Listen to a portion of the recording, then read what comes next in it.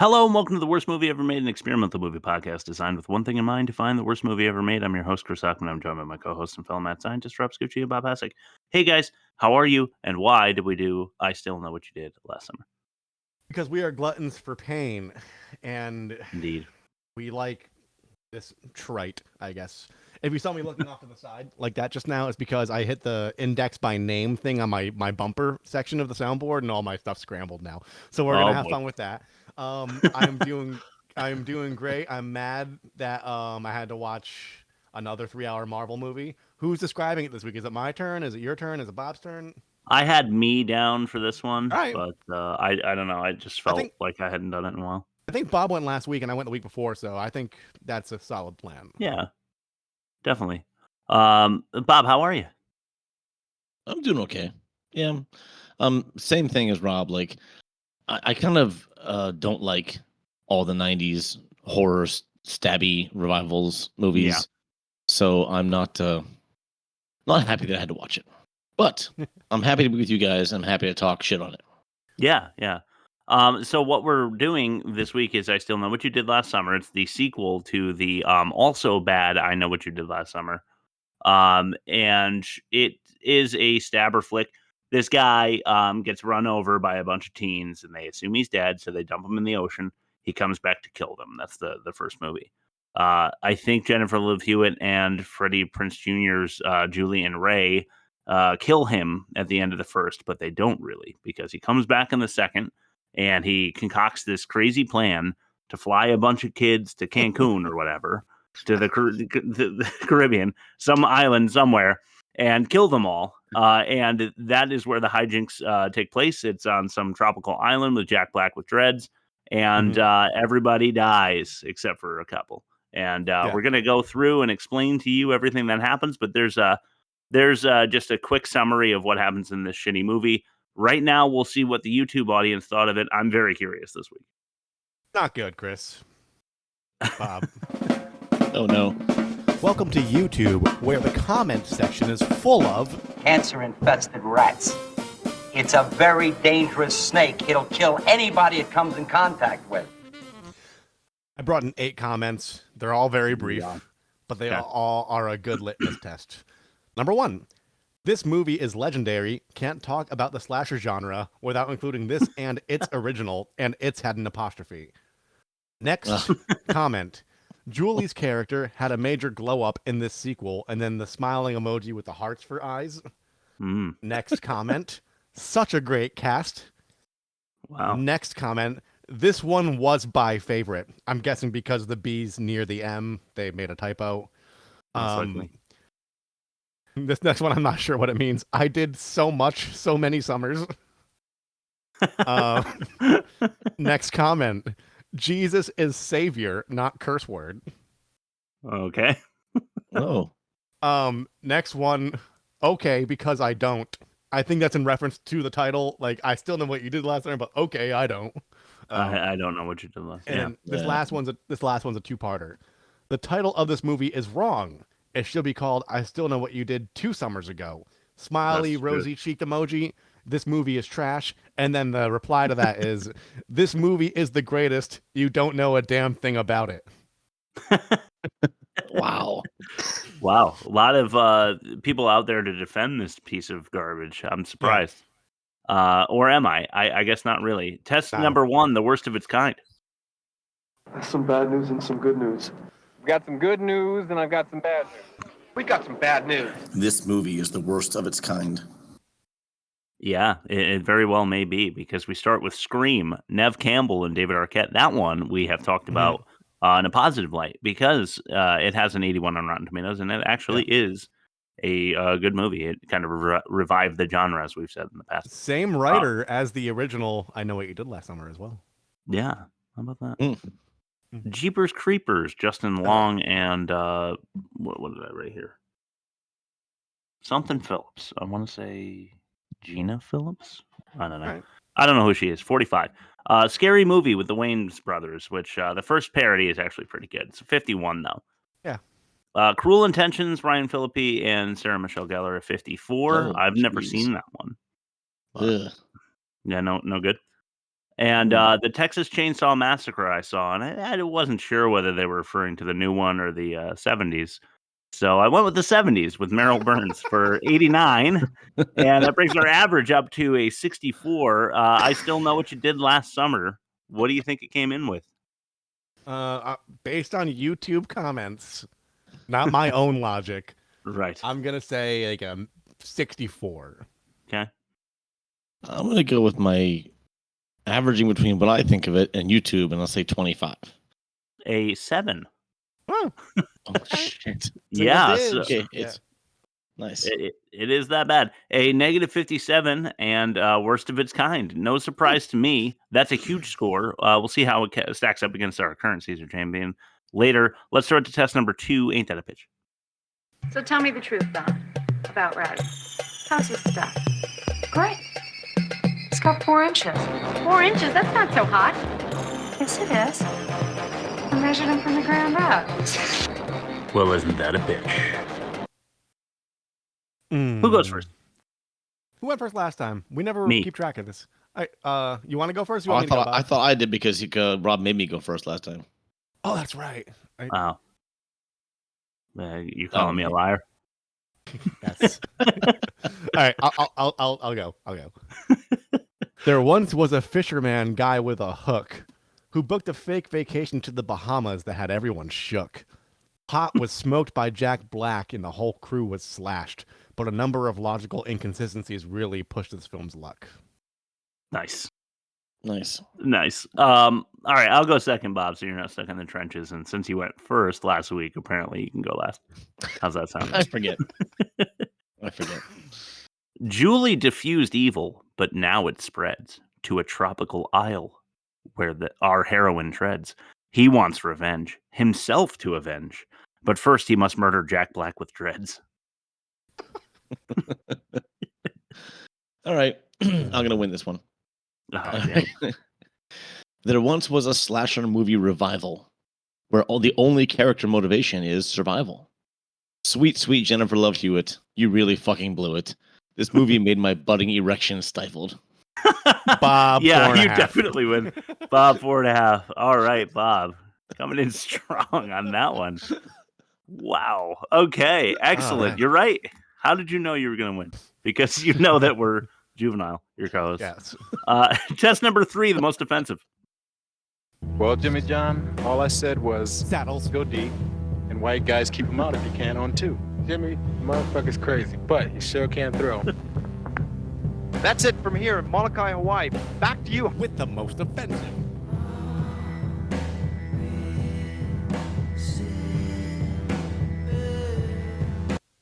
Yeah, there sure was some offensive in this one. So we have 2 clips, but we're going to start with number 5. Dave, you know the guy who was also in The Perfect Storm? And he's Ray's best friend, the fisherman. Like the movies, the made-for-TV movie miniseries, or like the one with Mark Wahlberg and George Clooney. Oh, okay. Oh, he was in that too? Okay, I didn't know that. Yeah, he was. Dave debates a dead body disregard. So by that I mean they come across a dead body, eerily similar to the first, just the 2 of them, Dave and Ray. And Dave is like, let's just keep going. Yeah. Yeah, he's like, the next person will get it. Yeah, exactly. The city will be along to scrape that up. And let's run to our first clip of the day. This one is number 4, and it's called Break Time.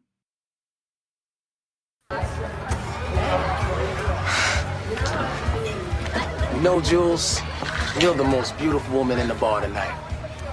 You know, Ty, you are an unstoppable force of nature. You better recognize. See, that's how my species survives. You'll never convince me otherwise. So what's up? Want to dance? Say yes. No means yes. Don't listen to her. Ty, I really appreciate it, but have you seen my people dance? I mean, we do the mouth thing, snap the fingers. Hey, worst come to worst, you can just stand there and watch me. You know what? I have an idea. Why don't we all take a break and you can go dance, okay? Which way there? Come on, let's go. You gotta love how Brandy decides. Her name's Carla in the movie. Carla decides that she's just gonna take a break from work and go dance at the club that she's working at. Yeah. But that's not the worst of it. You heard Jennifer Love Hewitt refer to her people, I guess that's us, as my Yeah. people, therefore separating us into groups, which I never like. But also Ty hitting on Julie, like legit hitting on Julie when he's with his girlfriend who works at that club. All of it together, I think, made it number 4 on the most offensive this week. You know the opposite of my people, you people. Yeah, exactly. That's why it's so bad. Which they say later in the film, not directed at any particular demographic, but they're like, "What is it with you people?" During Yeah, that's true. in the That's kitchen. true. I think it was the kitchen scene. I could be mistaken. Yeah, Mike though. Man. Or I was thinking maybe the like the hotel concierge or whatever. You know, that guy that was a dick. I don't know though. Yeah. Number 3, joking about Julie's justifiable jitters. Yeah. I mean, Tyrell goes in hard on her, and last year she had all of her friends die in stabbing incidents with like a crazy man with a hook and stuff, and she's experiencing a traumatic episode, and Tyrell just thinks it's a good idea to just lay into her about it. Yeah. I'm gonna revisit this in the catch-all. I'm writing it down on my notes. Traumatic episode. Yeah. Because I have a hard time feeling bad for anybody in at least the first one. Yeah, for sure. Because Yeah. that's what made this movie, the concept of this movie, interesting. Yeah. Is that you kind of don't blame the guy for wanting to avenge himself, I guess, because they tried to kill him, or at least they thought they did, and they dumped him, you know. And but there was another story that redeemed them in the first one. I didn't see it, but I read the synopsis. Apparently, the guy was like in the middle of covering up his own crime when they hit him. That might be true, but I didn't watch it ahead of this. Still, they didn't do the right thing. You know, the right thing would be to. But Not they were all drinking, so they didn't want to go to jail. Yeah. They didn't do the right thing, but they were redeemed by coincidence. Or I see. Yes. Luck. Right.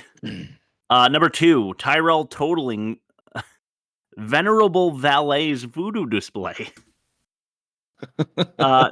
So the old guy from The Shining, he's been around forever. He's not terrible in this movie, although we do feature him maybe later in a test.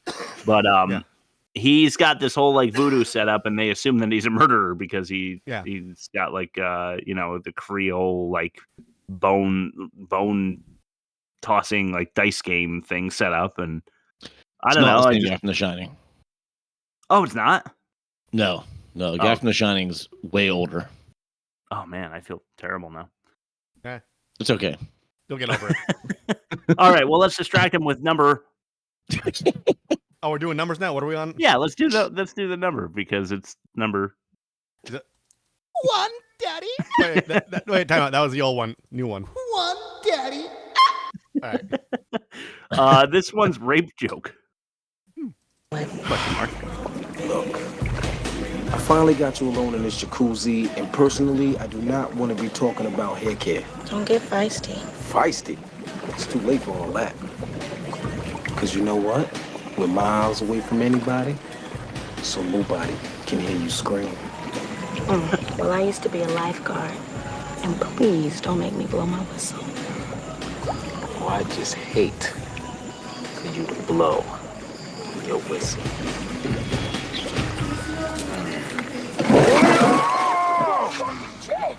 No water sports after midnight. That's hotel policy. Oh, yeah? Then what's the policy on burning herb? You can't try it until you buy it. Yeah.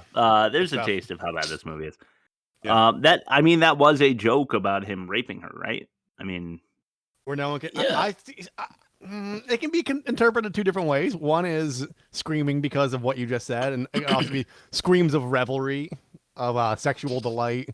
That could be. Yeah, I suppose. Also, she could be talking about blowing the rape whistle. That's what I was saying. Yeah, she follows it up with the whistle thing. Yeah.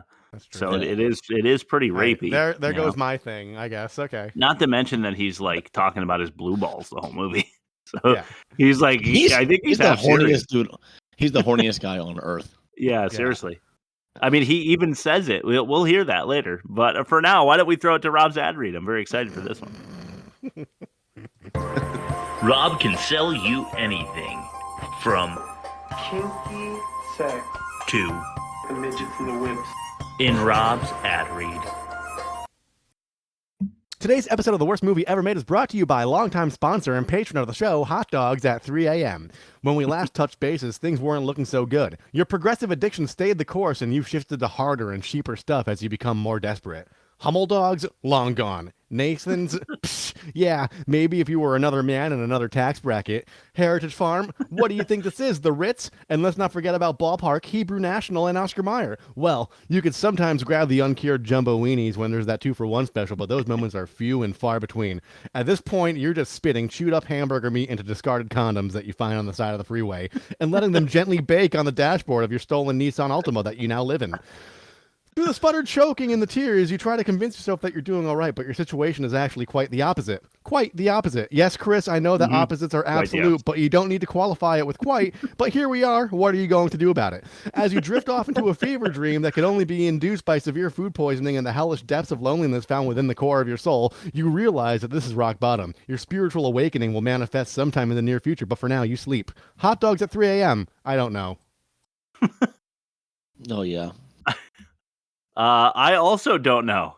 I don't know where to go from there. I guess we go to test number 4, the worst dialogue. I thought I had the order right. I put production. Where the hell did that snake come from? Would you believe up through the toilet? Just when you thought it was safe to take a pee. That's really bad dialogue. It still amazes me. Number 5.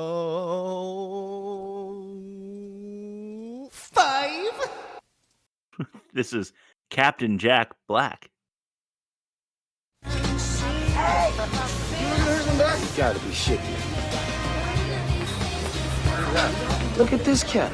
Yo, what's up, my brother? Hey, Tyrell, I think we found your brother. I think we found your brother. Damn. You know what I was saying? Are you looking for some bread? I got some back guano.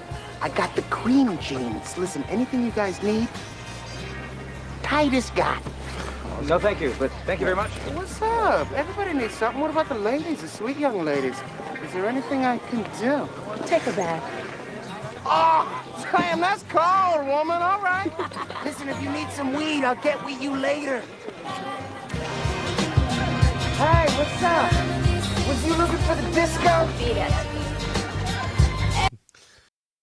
I mean, he is living his best life off screen, and I feel like he has a hell of a lot of fun. Just like, I'll be in a slasher. Yeah, I mean, I could not believe it was him when I saw him in the movie. I was like blown away. This is before he was known, definitely. Before he blew up. I think he had passed the point. He blew up in High Fidelity. That was the first movie that I saw him in. I was like, he was being Jack Black. Yeah. Right. And that was like 2 years after this, maybe 3 years after this.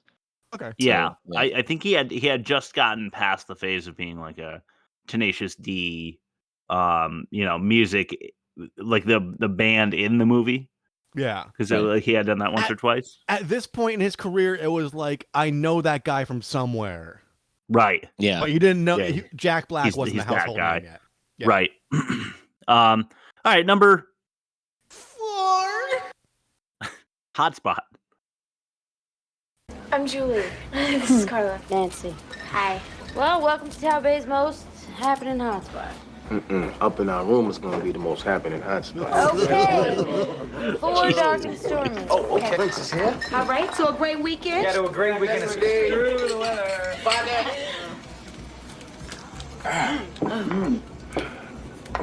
So, what you do around here for fun? Make fun of tourists, basically. Or let them make fun of themselves. Ooh, karaoke. Perfect. That's what I'm talking about right there. No, don't even think about it. Okay. Don't even listen to them party poopers. You keep doing your thing. No, baby, this is not for me. This is for someone who really needs it. So, one single with extra cheese. Carla, no. Yes, Julie. No. Yes. No. Yes. No. What did I say? Come on, Julie. Come on. Julie in the house. One singer with extra cheese? Yeah. I think she said one single with extra like because the song's a single and so are craft singles like a single burger with a slice of cheese. I think she said singer. I think she said singer. I thought so. It's still dumb. Either way you look at it, it's dumb. It's awful. Either well, way. At any rate, if you know what they said, email us at www.theworstmovieevermade.com and let us know what they were exactly putting the cheese on. Yeah, exactly. Was it a condom stuffed with burger meat that you've chewed? Was it? Yeah, that was the worst. That was the most disturbing part of the ad read. Yeah, it really just came to me on the dashboard. Yeah, not because of experience, obviously. No, it's funny though, Chris. I missed that line the first time I watched it. I didn't remember them saying singer with cheese. That's horrible. It's really awful, but also the everybody gets a dark and stormy, and what do you guys do for fun around here? And then of course Tyrell's like, I bang my girlfriend in your hotel. That's what I do for fun, And then they do the whole karaoke. It's just awful, just bad, dumb bullshit. All right, let's throw it to number 3. This is Some Folks. Yeah, I'm fine. You know what? Take deep breaths. Think of something happy from your childhood. What if I don't have anything happy from childhood? I'm sorry, I just can't relax going 500 miles an hour. Deep breaths. Fumes build up in the fuel tanks. You can buy surface-to-air missiles over the internet. Planes fall out of the sky for practically no reason at all. You would have a better chance of getting hit by lightning. Right, planes get hit by lightning. You get hit by meteors, hit other planes. But you're gonna get hit all right. If you don't quit bitching. Deep breaths. Some folks just can't fly.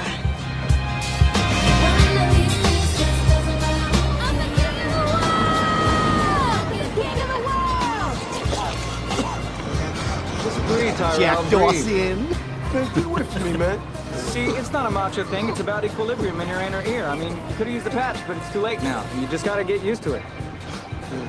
Some folks just can't sail. Too bad, too, because it's the only way on or off the island. Ooh, that's ominous. Yeah, that's how they slip it in there. Yeah. Yeah, I think that was supposed to be a big comedy beat. Some folks can't fly. Carla says about Will, and then Will flips it back on Tyrell. Like some people can't sail. Once again, that's my running theory. If you set up a joke that has a comeback like that, you shouldn't do it back to back. You should space it out. That's what good movies definitely do. That would have hit. Agreed. Totally agreed. So yeah, I hated that, but it's not as bad as number 2. Come and Get Me. I'm not gonna die on this island. Do you hear me? If you want me back, come and get me. I'm right here. But my grave stays empty.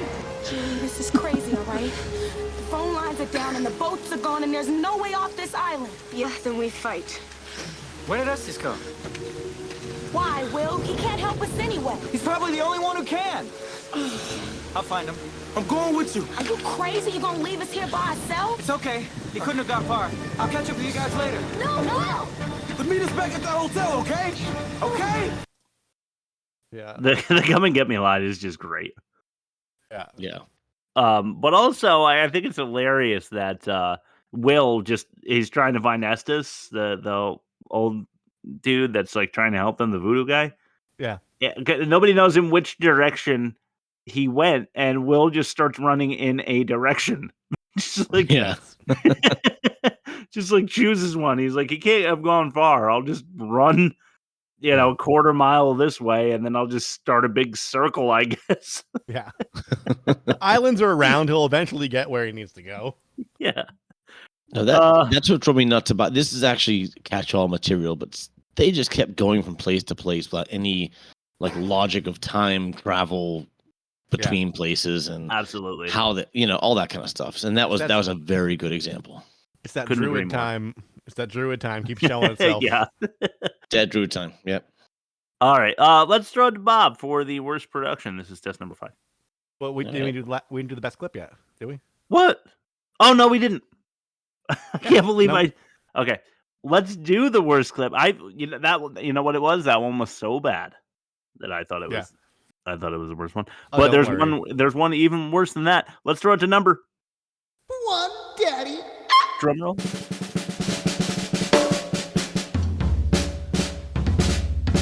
You know what? Fuck it. You know, it's funny. I foreshadowed this one too. This is Psycho Killer.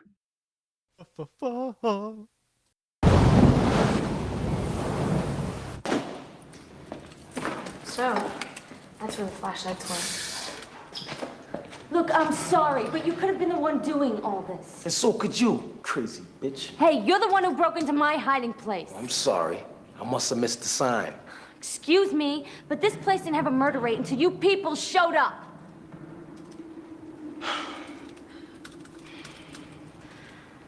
I've never seen a dead body before. Yeah, get used to it. Who's doing this? Boy, here we go. Look. Don't even get us started, all right? It's a long, fucked up story, and you probably won't believe a word of it anyway. All I know is that this is the worst vacation of my whole life. I'm tired, I'm hungry, I'm fucking horny, and personally, I haven't seen one goddamn psycho killer. There he is. That dude, there's no fucking chance that guy could have hid in the hood. Yeah. You can't do that. That's not a thing that like the vent, pipe possible. Logic. That's pipe logic. Yeah, it's faulty pipe logic. Yeah, you're right, Rob. I'm sorry, I must have missed the sign. Terrible. But this place didn't have a murder rate until you guys showed up. Terrible. But the worst part, I think, and this is also considering that Tyrell said he's tired, hungry, and fucking horny. The worst part is when the bartender is like, I've never seen a dead body before. And then Julie is like, get used to it. That like, sounds incriminating. It sounds incriminating. Well, it does, but it's supposed to make her threatening. Yeah, it does. But it's supposed to make her like a badass or something. I don't know, because she's used to seeing dead bodies or whatever. Yeah. I don't know. Anyway, now let's throw it to test number 5, the worst production. All right, everybody, that was a great production. Good job, everybody. Let's get this premiere ready, guys. You did it. In a pig's ass. Oh. Saying a pig's ass? Yeah. The worst production. Right. So the tagline I'm going to say, and this is a two-part, it's just a shot like a music video, not like a movie. Yeah. That's the tag. So at the beginning, I was like laughing out loud watching this when they were walking through the college quad, and it was like all these like frisbee and football games happening in the background, like so many people, and then Freddie Prinze is on the street and they're playing like football and basketball and stickball and everything. It's like so many people. I didn't know where to look, so I thought that was hilarious. You just want to play some stickball? But the main story was very easy to grasp, leaving nearly nothing to the imagination or up to interpretation, which is no surprise because the director who directed this, guess what he directed before this? One of our past Sylvester Stallone vehicles. Cobra. Judge Dredd. Yeah, but Judge Dredd right before. Did we walk away from that thing and it was kind of good, though, or is that just me? That was you. Okay. Once again, that was really just you. That was cool. So before directing this piece of shit, he directed Judge Dredd. And in general, I felt like the filmmaker didn't trust its audience to analyze or interpret anything on their own. The whole thing was forced down our throats.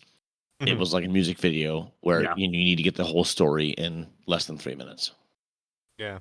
Yeah. Now that you say that, I mean, like you kind of tied the bow on the like set to set thing, but yeah, they're in a gym, they're on the water, they're in the kitchen, they're in the lobby, they're in the hotel room, they're in the pool. It's just like every couple minutes they give us something new to look at. Like they're throwing dollar bills in the air and rapping about how much money they have, something like that. So couldn't agree more. Well said, Bob. Let's throw it to test number 6, the worst acting. You should get in, Rowdy. The water is great. Are you kidding? I've got better things to do with my body temperature. Like act in a bad movie. All right, we've got 3. I think that's the number we've been sticking to. At this point, we're clip heavy, so I like to just give you the 3 worst examples now. Let's start with number 1. This is called, and we'll see if you can figure out why, but it's called Short Chorus. He looks pretty beat up. Yeah, but he seemed certain. His friend was killed out on the highway by somebody named Ben Willis. He said this Willis guy had a hook on his hand and was driving a BMW. Look, there's no body. There's no other vehicle involved. He fell asleep at the wheel. He crashed his truck into an old guardrail. He got thrown a hell of a long way down into a ditch, and he's damn lucky. Yeah, he suffered severe head trauma. Well, after he rests up, he'll probably all come back. Doctor, number 3 just flatlined. Get me some help up here. I've got a flatline, room 3.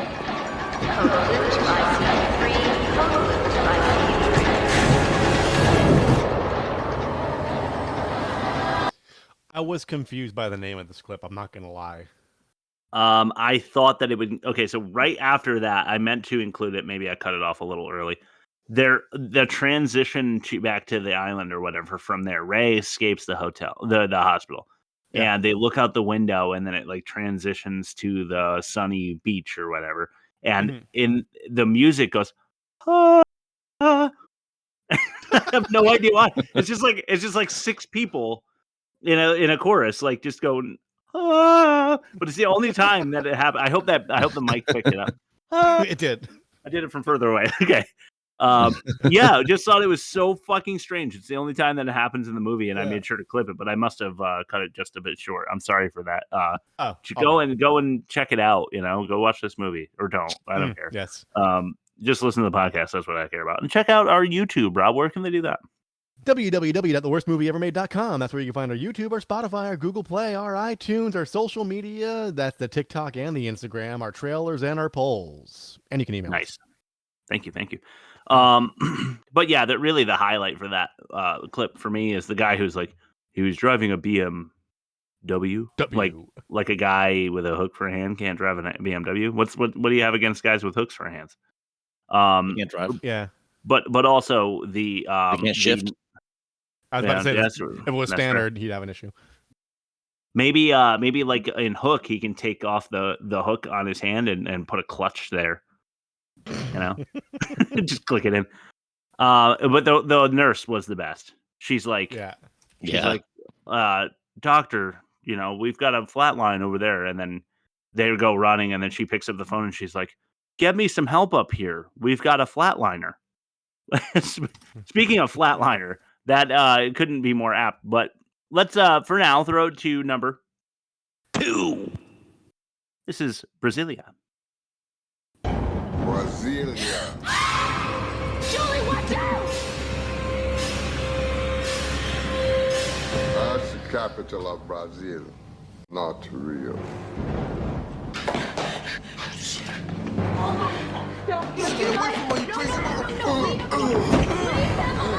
About this the killer? No. Bullshit, we've seen the voodoo stuff. No. I found the bodies this morning. I tried to use the radio, but he had already destroyed it. No, leave him alone. I believe him. Come on, Julie, you saw his room. I haven't hurt anyone. I stole those things to help you, to protect you. He could have easily killed me, but he didn't. Jesus Christ, we didn't even answer the radio question right.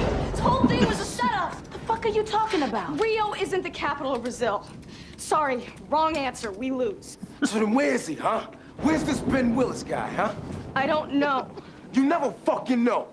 I mean, what, we supposed to just trust you, huh? How we know you ain't the one who set this whole thing up? How do we know that you're not? I know who you're talking about. Of course he does. He used to work here at the hotel. Of course Lately, I've seen him. South Park bingo. When the goth kids are trying to find the vampires and they have that out of place, just like tough black guy, and he's just like, "We'll get to the bottom of this, motherfucker." They're all just like looking at him like, "Who are you?" Oh, that's awesome. Yeah, I did enjoy the no. Oh, like you've just been accused of murder. They're all about to murder you, and you're like, no. no. But yeah, Jennifer Love Hewitt there was pretty bad too, and then Tyrell. It's just it's just so dumb. Let's throw it to number 3. Last clip of the night. This is Secret.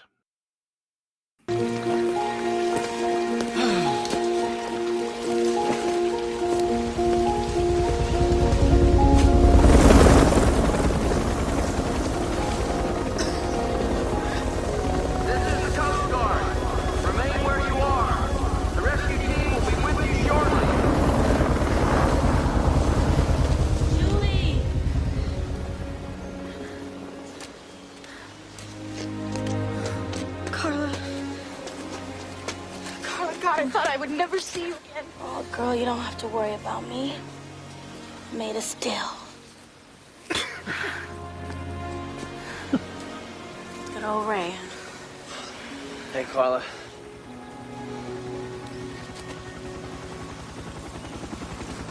If anyone asks, let's not tell him it rained the whole time, okay? It'll be our little secret. Gross. Yeah. It's awful dialogue too. The best part though, right in the beginning, if you're wondering why I clipped like before the helicopter and the helicopter sound, it's because Freddie Prinze Jr. and Jennifer Love Hewitt are walking up and they're surprised by the helicopter, and Freddie Prinze Jr. walking injured, and that is so funny. The way he's really like funny. waddling. Oh my god, it was great. But also Brandy said she was made of steel. Don't know where that came from. And then the cringe line, "Don't tell people that it rained," the whole time while we were on vacation. There wasn't something worse. Also, she's been doing nothing but shitting on Freddie Prinze Jr. the entire movie. And Yeah. like, oh, Good it's old him. Ray. I knew he'd follow through and save us. It's like, no, you didn't. Good old Ray, huh? You got mad at the guy for having a job. For real. Yeah. I mean, he was kind of a douche in the beginning. Yeah, I mean, but yeah, he had every right to be, apparently. Not as much of a douche as the other guy. He was so obviously like pining after her. You love Hewitt, Yeah, that's true. It was kind of gross. All right, let's throw it back to Bob for fact or no fact. Confucius say, man with deadly hands must be very careful while slapping on aftershave.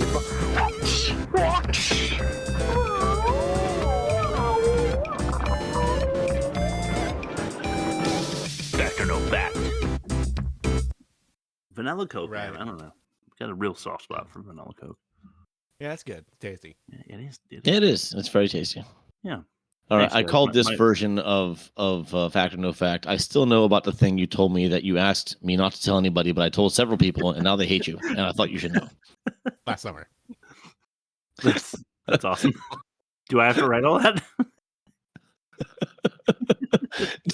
I could text it to you or something. I don't know. Yeah. I'll go without it. Just say I still know ... Okay, yeah. And thought you should know. And thought you should. All right, the game is simple. I will spit out 5 things, and one of them is a lie, and the other 4 are actually real things about this movie. And it's up to you two to figure it out. And all right, here we go. First one. This movie debuted at number 1 in theaters, but quickly declined after the first week because The Waterboy came out.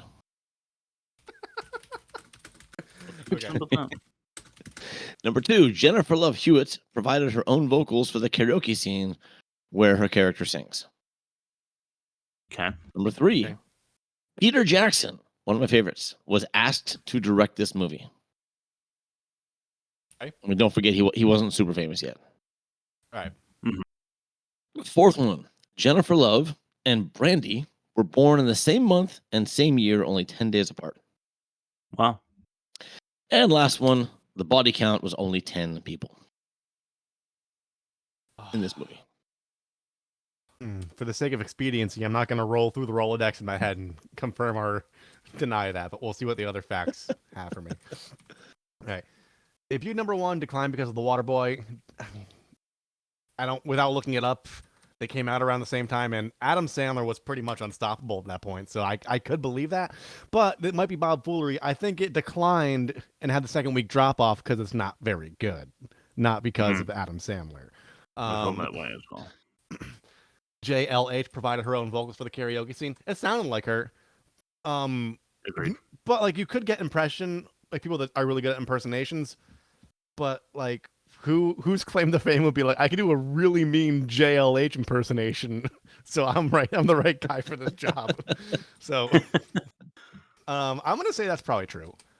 Peter Jackson was asked to direct. I don't know where he was at in this point in the career, but like, it's not uncommon for big name people who are in the sphere to be asked to work on something if they're available. So it's not too far fetched. Same as number 4, JLH and Brandy were born the same month, only same year, 10 days apart. I mean, they both look tight and virile. That could be. Jeez, tight. Could be the case. Body count was only 10 people. This is where I'm getting tripped up because like I don't want to walk through scene by scene in my head right now and be like, well, there's that guy and there's that guy. 10 sounds about right. I mean, Halloween only had like 4. So, yeah. Slashers don't necessarily have to have a huge body count to be a slasher. I'm gonna go with my gut. I'm gonna say number 1 is Bob Foolery. I'm thinking it did debut number 1 and it did drop off, and Waterboy probably did come out around the same time, but I don't think the correlation is the causation. I think it was just one of those. It was super hyped up.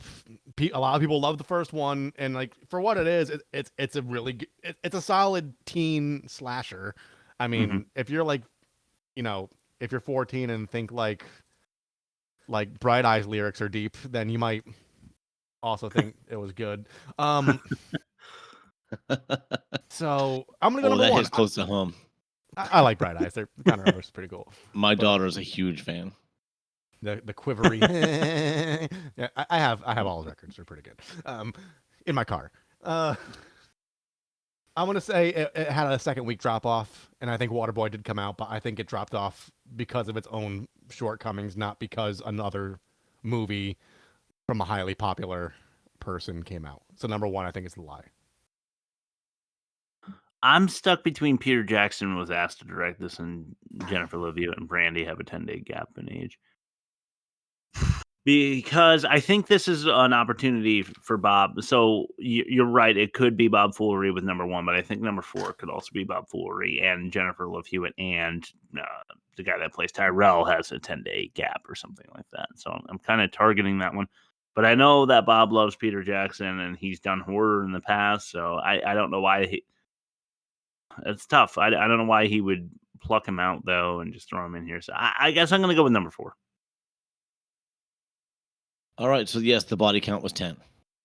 Yeah. There it is. And sorry, Chris, Jennifer Love and Brandy are 10 days apart in age. Damn.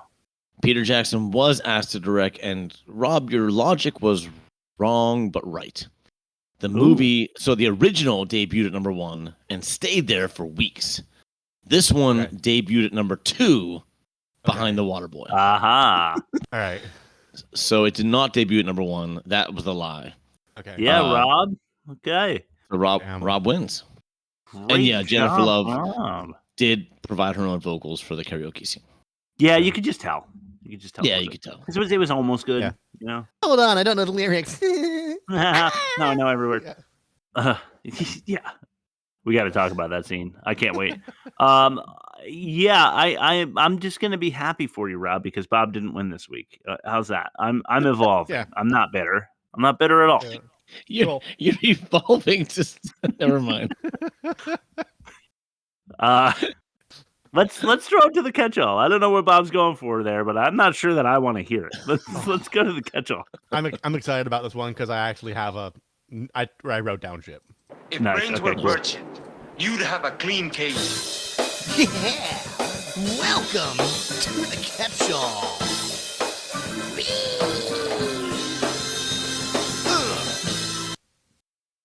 Okay, who goes first? I'm not going to go first because I already said like 2 of my catch-alls in regular things, so I'm going to not go first. Let Rob go, then I'll go, then you go. A lot of mine are continuity errors, but not like plot continuity, just like editing continuity, if that makes sense. Yeah. So the first one is the weed in the pool. Jack Black is underwater. He swims up to the hot tub, pulls out a dry joint, puts it in his mouth, lights it in the candle, and then 4 seconds later, he's doing a backstroke. Where'd the weed go? Where'd the weed come from? How is it not soggy? that annoyed the shit out of me. It was like the cigarette in the guy's hand in Goodfellas during the helicopter chase scene, and then it's gone. Yeah, but like in his case, the acting was a stellar, and like in one scene he had it in his hand, one he didn't. And they're like, "Well, that's the best edit. Let's just use it." And this one is just like, "Where did it come from?" The joint materialized out of nowhere, and it really, really bothered me. Titus has the goods. I don't know.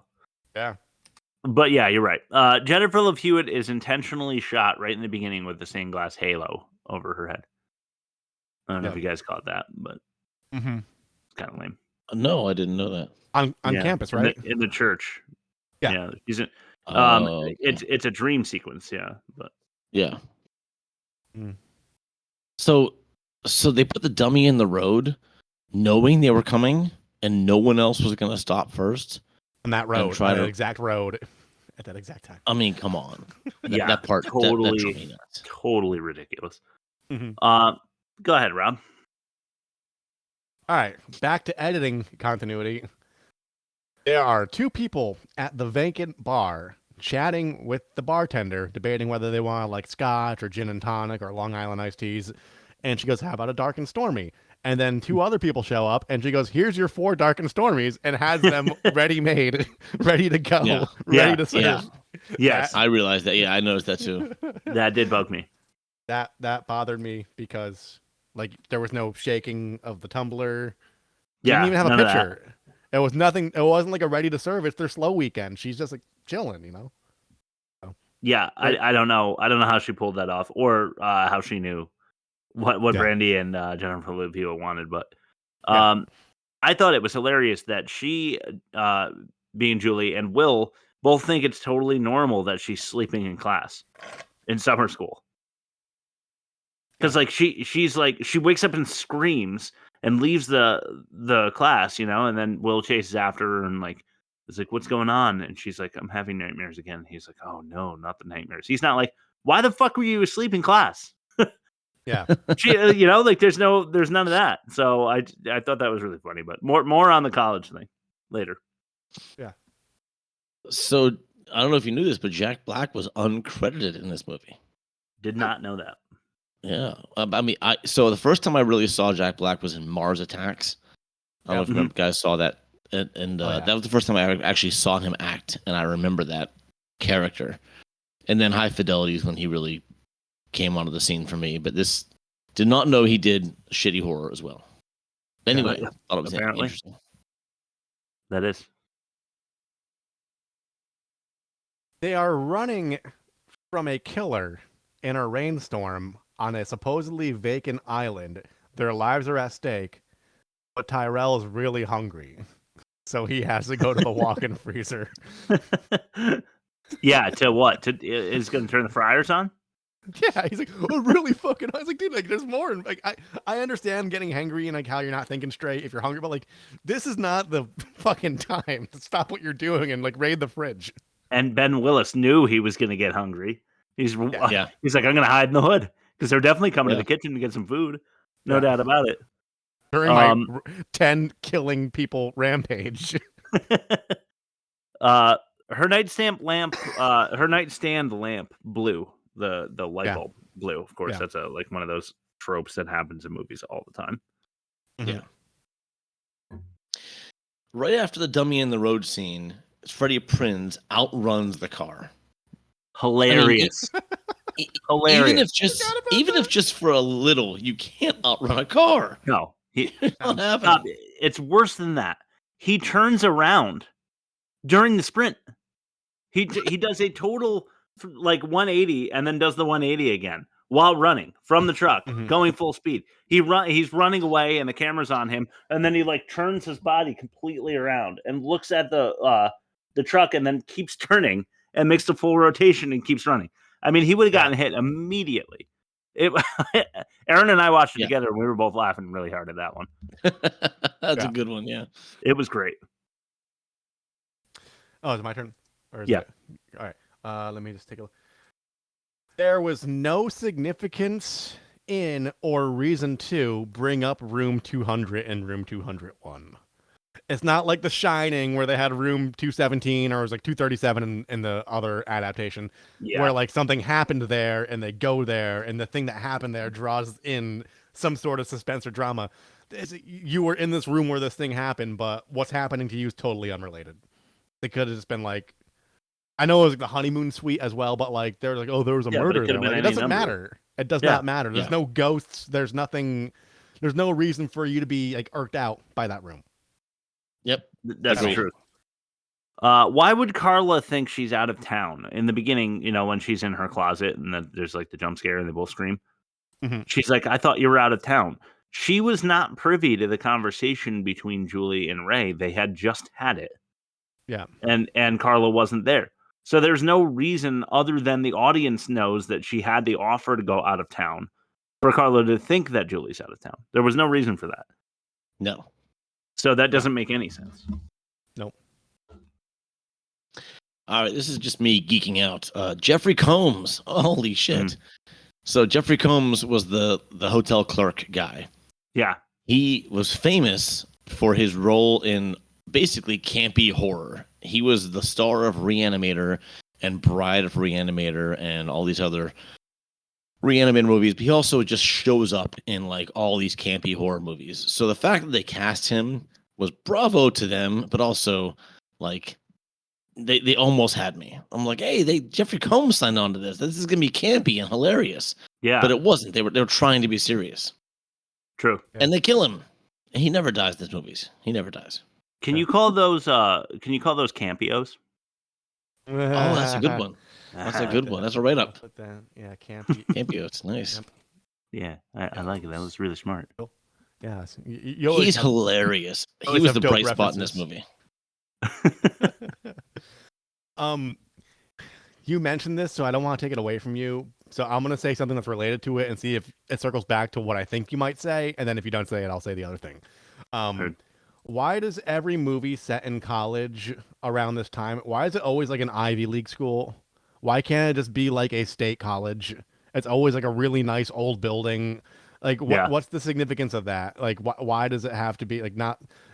When we were growing up watching things about college, I thought college was that, and I was like, oh, it's just Southern Connecticut University. Yeah, it's not that. Where they're blowing up the library for 4 years, but I'm somehow paying for the new one that I never get to fucking go into because it's not going to be finished till 10 years after I fucking graduate.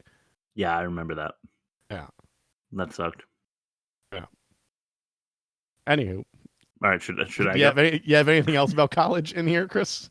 Well, I just thought it was hilarious that they like you mentioned this over text, but I had it in my write up and it's somewhere in here, so I'll try to skip it when I get to it.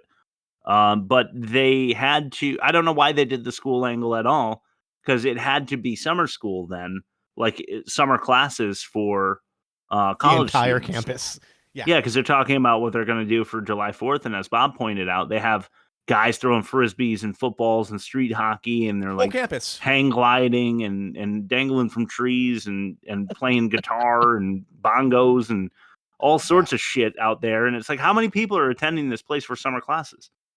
It's outrageous. But that would have been what I would add for the college thing. But that's what I was gonna say too. School gets out in May. The end. Right. Okay, here's a really fun what I thought was funny. The bouncer at the rave, you know, the 90s rave. Oh, 90s raves. The bouncer needs to do a better job because he let a guy wearing a raincoat in who is holding a hook. Maybe it was like a Halloween and July party and costumes got you in for free. I'm with the band. All right. I'm with the band. Yeah. I play the triangle. It just like starts going.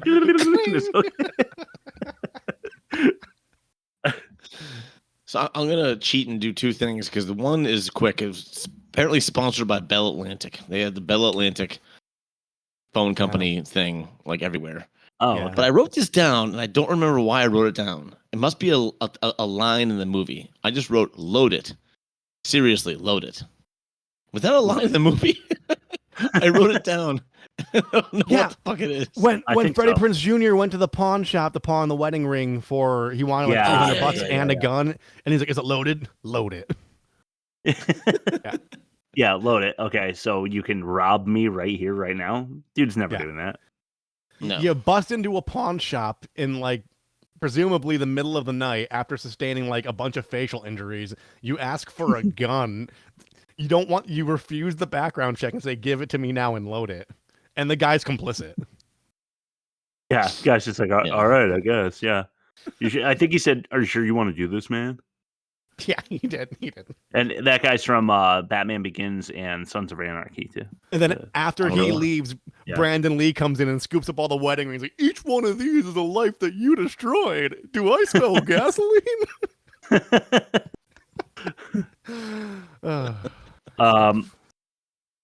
I said this before, but the guy playing Dave must have made a convincing fisherman. I've just never seen somebody typecast as a fisherman. You know, just the Gordon guy or whatever. Yeah, right. The Gordon, yeah. I mean, we've said this before, so I'll just slide it in here. Impossible editing in the third act. Like, how do they transition from place to place like that in any possible way? I have no idea. It was really dumb. All right, so go ahead, Rob. It's your turn. I've got one more, and this is what I was kind of alluding to earlier in the episode. Traumatic episode. And like Bob, I know you mentioned it's been a while since I've seen the first one. I guess they do redeem themselves because the guy was doing something nefarious when they killed him. But I don't feel bad for Jennifer Love Hewitt because A, they committed vehicular manslaughter, or at least they thought they did. They hid the body, and then the body that was supposedly murdered and hidden rightfully sought out revenge by systematically murdering all of them, and then they kill him again. And then they're like, okay, let's just go back and have a normal life after, like, the killer's the one who was traumatized. He's, right. He's the one that, like, he's like, why does this keep happening to me? So, I don't know. You sent him on the warpath. Yeah. I don't feel bad for people. Like, I feel bad for her friends because they knew she had a mysterious past. They didn't know that she killed somebody who wants revenge. Yeah, so, like, that's true. They're kind of innocent in victims in this, but like I don't know. It's hard to feel bad for people that did something terrible and then like they get their just desserts. You know? Yeah. Yeah. Tyrell had every right to be angry and horny. Yes. Raincoat guy on the plane is in the back hiding his face every time that Julie goes to the bathroom. At least he's wearing the raincoat and the hook, but he's got a fake mustache. Yes. It's on his hook. Yeah. His hook disappeared. But because of stainless steel, like the marker's smeared because it wouldn't stay on it. So the killer's son, who I forget the character's name, he was the douchey kid that was hitting on Jennifer Love.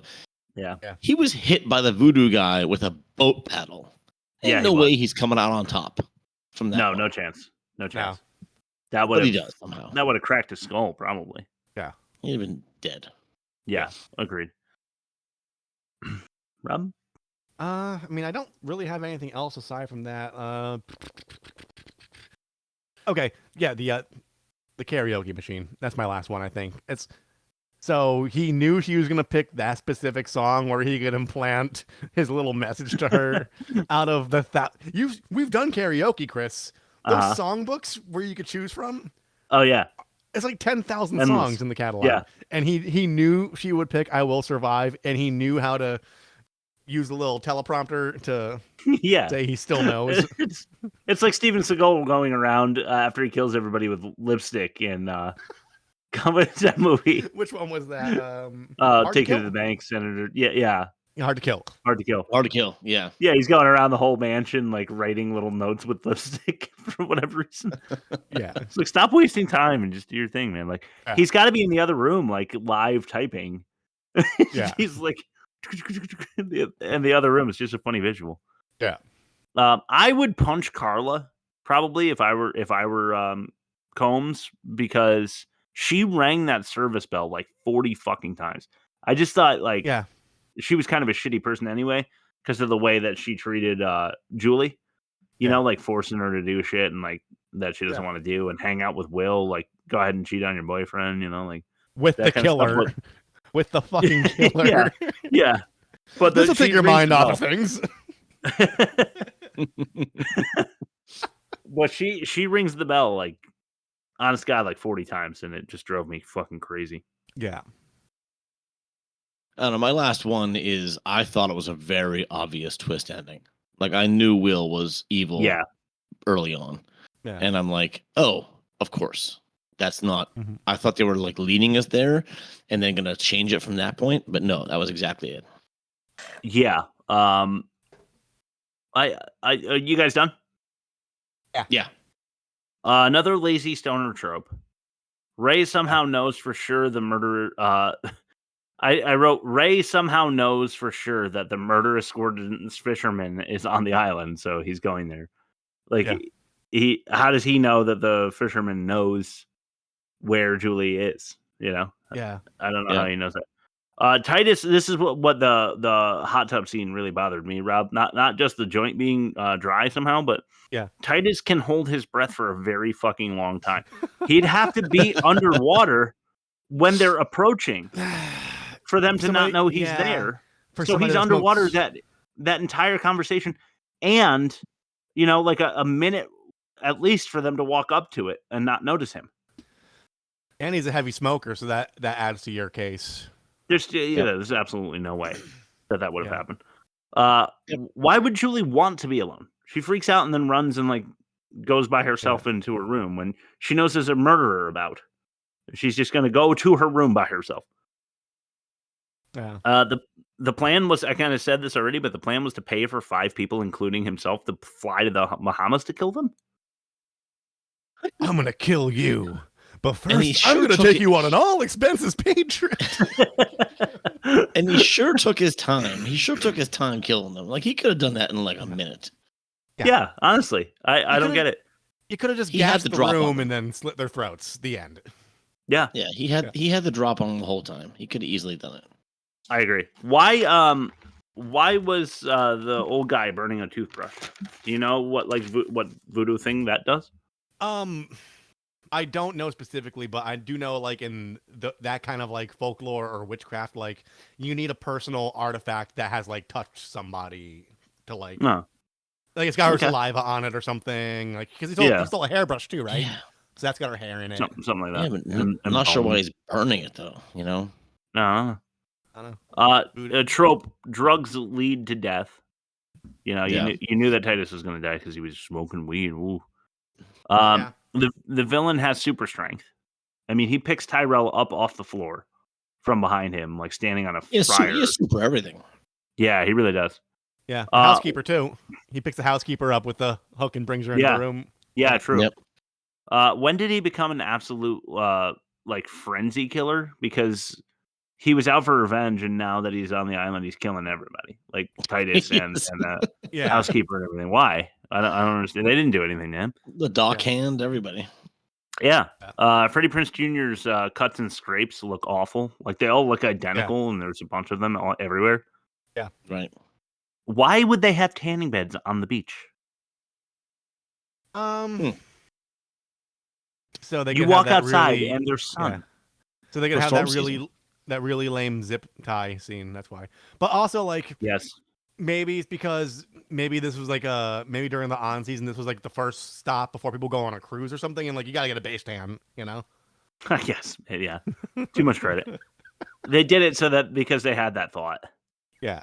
But I love how everybody runs in there and they're like, "Oh my god, the thing's jacked up and she's zip tied," and then they're trying to break her out of it instead of just turning the fucking tanning bed off. Yeah. They're just letting it cook her while they try to find a rock to open a zip tie. What the fuck are you doing? Just turn the thing off. Unplug it. Yeah, unplug it. They swore to check on the boat guy the first night in the morning. They're like, we're all going to check and make sure the boat guy's alive. That'll dispel any notions that there's murder on the island. They never do that. Never mentioned again. Yeah. Ray left the hospital before he would have had anything prescribed to him, but he's taking prescription drugs on the boat or on the bus or whatever. See, I saw that as he just had those beforehand because like to deal with his trauma, like maybe like an anxiety medication that he had or something like already on his person. I thought it was for his broken arm that somehow isn't broken when he's fighting Will. Could be, but I don't know. It's not broken anymore. He whatever drug he's taking, fuses his arm back together in record time. Here's a trope for you. The guy he stole the boat from was watching black and white TV. I've mentioned this before. I don't know what it is, but in movies, when people are watching TV, it's pretty much always black and white. Yeah. It must be a public domain thing. They didn't want to pay for the rights for like a newer property. Yeah. I do have one more thing though. I just Googled it. What radio show makes outbound calls for their I had that too. That was coming. Contests? That was coming. All right. Sorry. No, you're good. You're good. I'm glad you mentioned it. They don't. You have to be the exact call. You have to be like the 37th caller. 1037 or something like that. Yeah. So I don't know. That doesn't happen. You're right. The walking villain trope. Everybody's running. He really wants to kill them, but does he? Because he's not even chasing. He's like walking. So funny story about that. I recorded a skit with one of my friends and my brother a long time ago, and it was making fun of that very trope. And like the idea was like the killer took one step, and like my guy ran all the way up the stairs. He takes a second step. My guy runs out of the house. He takes a third step. I'm all the way like down the road. Fourth step. I'm like hailing a cab, and then like I trip and he's right behind me and he kills me. That's good. Always seems to happen in these movies. Yes, it doesn't make sense. Like if the killer really wants to kill you, he should be running, and I think it would make the movie more terrifying. We witnessed that when they started bringing fast zombies into the mix. Yeah, I thought about that too. World War it's Z, way better. Yeah. Or 27 hours later or whatever. The Zack Snyder Dawn of the Dead and 28 Days Later both like made the fast zombies a cool thing. Put a bunch of life into the genre. Yeah. Jennifer Love Hewitt gets an axe to let Brandy's character out of the like gardening, the hothouse or whatever. Yeah. And she hits the window and Randy can get through it. Carla can get through it. And then the killer is sticking his arm through the window and she does not hit him in the arm with the axe. She just goes and like runs away. Yeah. It's like in SpongeBob when there's a fire and Mr. Krabs hands SpongeBob the fire extinguisher and he just throws the extinguisher at the fire, thinking that would help. Yeah. Use the axe, cut his arm off. That will help. Yeah.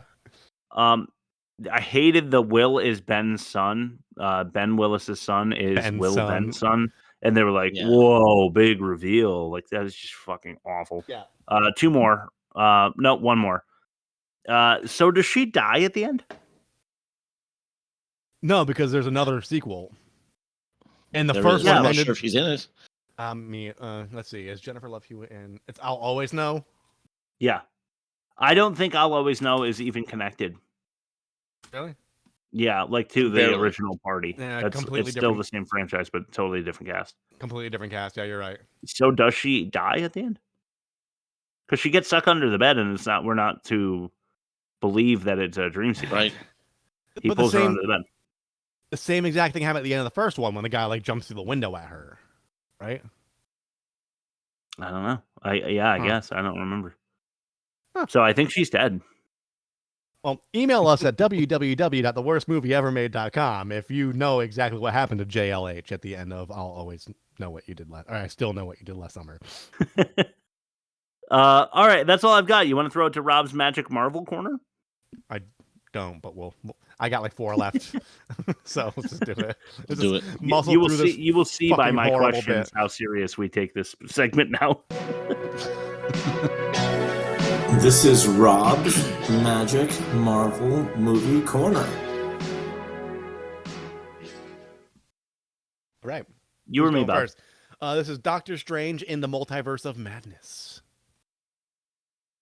Mine are dumb, so whatever. I'll go first, I guess. I'll say I read the synopsis, and I was irritated with the illogical junk science fantasy multiverse. It's insane. After the first paragraph.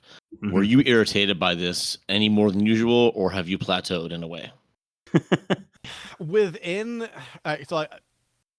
The new South Park also touched on this. Like, it's been done to death with the multiverse, and like the Flash just recently did it. Within the context of like the MCU trappings, I didn't hate it. Sam Raimi directed it. Yeah, he did. Evil Dead. Yeah. So it was like if you just took it for what it was entertaining. There was good chemistry. Some of the multiverse stuff was cool, but I could have done without stuff. Like, it was mid, as the kids say. But like for being mid, it was like still pretty good. Like, it was. That's what Marvel does. Doctor Strange is actually I like his character. I like his backstory. Yeah, it's stupid. It's overdone, but if I had to pick a stupid overdone one to watch again, it would probably be this one. Okay, I've got a deep dive question for you. All right. Are you Totino the pizza boy or Pizza Totino's boy? Pizza Totino's boy. Okay, thank you. Back to you, Bob. punk bass and pizza rolls. So, do you think John Krasinski is smug, talented, both, or neither? Both, because when A Quiet Place came out, that was like I really, the fact that he had the balls to have like a 6-page script and make a full feature movie out of it, and a good one at that. I give credit where it's due. I'm not a big Office fan. Like I've seen it. I've not seen them in order. I've seen like standalone episodes that like people like have sat me down, made me watch, and like it's cool. That's all right. He's good at playing the smug douchebag character. I didn't like him in this one because he just seemed like a smug dick in the Marvel movie. But I would say as like a screenwriter, and like I think his instincts are pretty good. I'm excited about the Quiet Place or Quiet Thing. They're doing a prequel that takes place before the alien invasion. Oh, cool. I'm definitely gonna see it because like I like the other two. But I don't know enough about him as a person to really be invested. But I did like when he did stick his when he stuck his neck out and tried doing something different. He succeeded. So I'll give him credit where it's due. You kind of already answered my second question, sort of, kind of. But I meant to ask: did you feel like they successfully tied a bow on all the multiverse bullshit they kind of throw you into this movie? No, because I'm assuming they're going to open it back up again in Phase 6 of the MCU, which is why they had Patrick Stewart. Yeah. In it, yeah. But I like, want the X-Men tie-in. As for currently released MCU films, I think I have 4 left, and then I'm caught up with the release slate for the upcoming films. So I don't know if I want it. If it's not a week-to-week treatment, I don't know if I'm going to continue pursuing this because it's going to go on forever. And I think I've committed to the bit at this point, and I've proven myself worthy of wasting 3 hours a week to talk about something I don't like for 4 minutes. So I think I'm going to be done with this segment. But by the time the 4 weeks are over, the Marvels will be out. So I'm going to have to watch that. Probably. Yeah. That's up to you. The Marvels will probably be the final nail in the coffin for me. Just throwing that out there. Yeah, that's fair. All right. It's a dude question for you. Is there a proper etiquette for eating a hot dog while naked, or does it not even matter? I mean, how else would you eat a hot dog? Is my He's got a point. Question. You got you got to have yours. You got to have yours for reference. I know those ad reads take a really dark turn, but hot dogs at 3 a.m. was inspired by a true event. It's just like my kids crying. I had dinner at 7 p.m. I don't really do breakfast or lunch. I was kind of hungry, and you throw a cold hot dog on a tortilla and you eat it over the kitchen sink in your underwear. Like that's where the whole bit came from. My life. I don't drink room temperature gin with a shotgun in my mouth. That's fiction. But like the rest of it is kind of it kind of comes from a dark place. So. Well, speaking this is a perfect end to the segment this week. Then my third question is: how many wieners? Strong 3. What? Strong 3? Yeah, this isn't soft to medium 4 territory. This is a strong 3. Wow. Okay. Well, technically that's incorrect, but we'll run with it. All right. So one last thing before we go to the bad credit names next. Yeah. Because it's a Sam Raimi, yeah. Sam Raimi movie.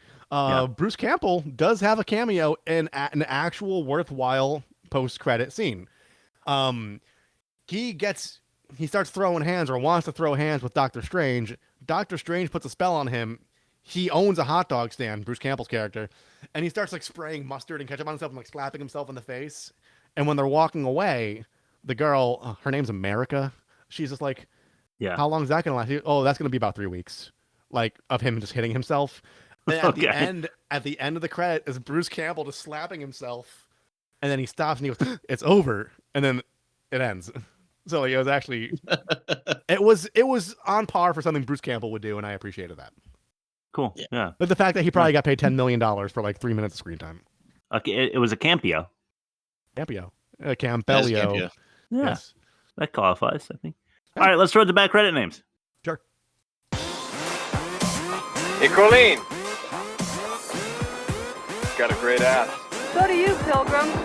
So do you, Pilgrim. So do you, Pilgrim. Back credit names. Nice. Muse Watson. Ew. Ellerine. Okay. Peck Pryor. Ew. Matthew W. Mungle. Mungle. Okay. Emogene Heap. And George Sack Jr. Of course. Anything that's like vaguely penis is going to be the winner. Yeah. All right, let's throw to the offensive minigame. Sure. I care for you a great deal. Trust me, Charlotte. You practically raped me last night. That was last night, Charlotte. This is today. Is something you might hear about in the offensive minigame. Too true. All right, this is one missed call versus I still know what you did last summer. Okay. Hubby hanging himself. That's last week. A guy kills himself because he knows his wife is torturing his daughter or whatever. Yes. Hubby hanging himself. Or trauma teasing, like Tyrell did to Julie. I'm going to go with the hubby hanging himself. You want to tie break this, Chris? Yeah. I'm going to go trauma teasing because I hate this fucking movie. Fair enough. All right. Fucking over fish with cursed cell phone. Okay. Or Tyrell tearing down defensive totem.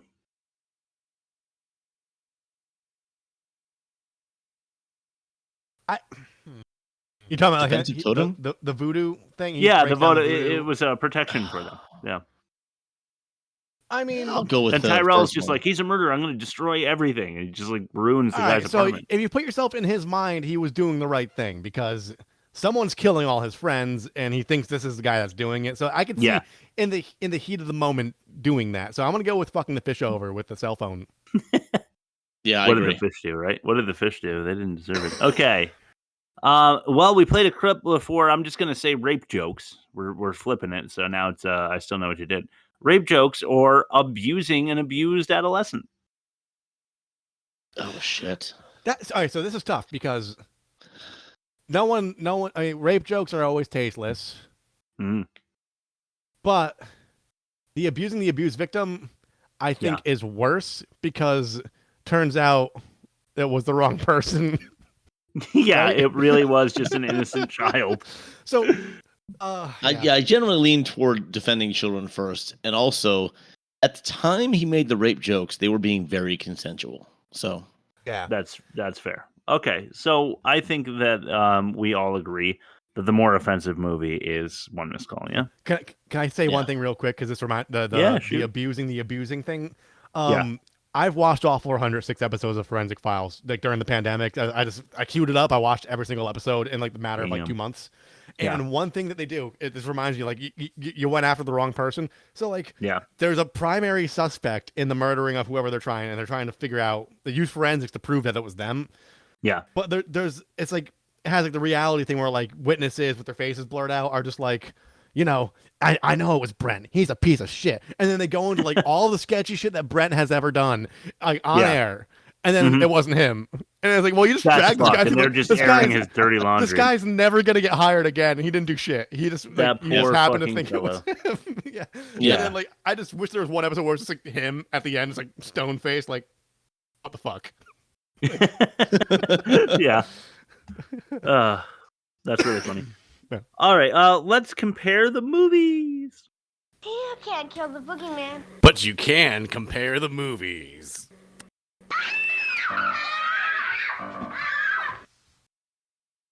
Okay, One Missed Call versus I Still Know. That's all I'm giving it. Negative 59.6 and worst for One Missed Call. Can you believe it? Negative 57 actually loses. Worst there too for I Still Know, but One Missed Call is better. Team 5-star because we all killed it on One Missed Call. And Bob, you almost got there with their 4-5. Very, very funny, stifling boner joke you made. Offensive mini game. We just did it. One Missed Call. Dialogue. What's worse? One Missed Call. Dialogue. I don't know. I feel like there was way more shitty dialogue, and I Still Know. Yeah, well, there was a lot more dialogue too. To your point, a lot more to critique. It was just a cheese after cheese after cheese. I'm gonna go singer with side of cheese. I'm gonna go worst dialogue for I Still Know because I know the acting is gonna trounce it with One Missed Call. Yeah, fair. Okay, so we're all on One Missed Call with that. Yeah, you know what? I'm gonna say that I agree with I Still Know. I spoke too soon. Because it's still, production. Even though they're trying to be a serious slasher, like slashers have a level of like just like shoehorn jokes that don't work, and so it's like kind of convincing on the acting front. Yeah, fair enough. Missing first act and clunky exposition for One Missed Call, or shot like a music video, not like a movie. When it comes to production, I'm gonna say I Still Know. Yeah, I agree. Too much movement with no explanation, really. Yeah. So it's 4-2 with only demerits to go. So One Missed Call is still the worst. But do you guys? We had Chad can tell how bad it is for One Missed Call. What do you guys want to add a demerit, or it doesn't really matter? It already lost. Impossible editing. Yeah, I'm gonna go with that because that covers the dark and stormies and also like crucial plot points as well. Yeah, agreed. Yeah. Okay, so worst of the season so far is One Missed Call. We'll see how Stone Cold with Brian Bosworth, the old football player, does against it next week. He is a cop that, much like Cobra, he is a cop, but that kind of follows his own set of rules. He does things his way, and he's not an actor. He's a football player. So I can't wait to see this. I haven't seen it. I bet you it's going to be absolute shit. I've heard it's one of the worst movies ever, so I'm excited to compare it to One Missed Call. Let's make a prediction. The commissioner is going to be like, don't break the rules one more time, and the next thing he's like, you wrecked 20 cars! Guarantee it. The mayor's going to have my ass! For sure. All right, Rob, plug us. Send it to Bob for his last word. Thank you so much for listening. Love you guys. www.theworstmovieevermade.com. You can find us on Spotify, Apple Podcasts, Google Play, whatever podcast app you have. You can just use a little RSS feed or whatever. You could email us with the little email button. You could find us on TikTok, on Instagram. We do polls and we post trailers. And you could also find us on YouTube every Sunday. It would come out at the same time as the audio episode, but we get copyright takedowns every week for using 30 seconds of one specific scene that's apparently problematic, and then we got to be like, it's not a substitution for the source material, and that takes a couple days to clear. So on Sundays, you can watch the video version if you're a YouTuber. Bob? Well, there you go. Okay, my last word is one thing in several words. Meat stuffed roadside condoms.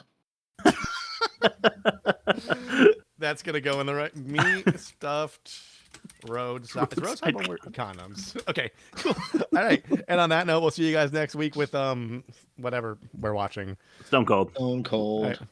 Love you guys. See you next week.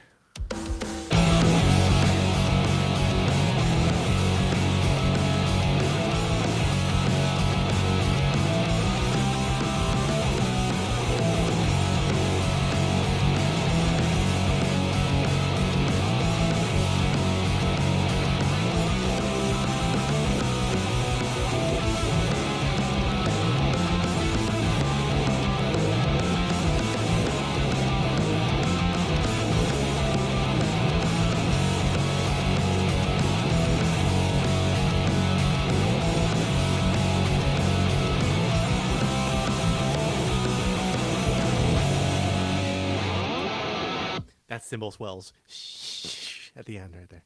All right. See you guys next week. Jelly Scoop. Jelly Scoop.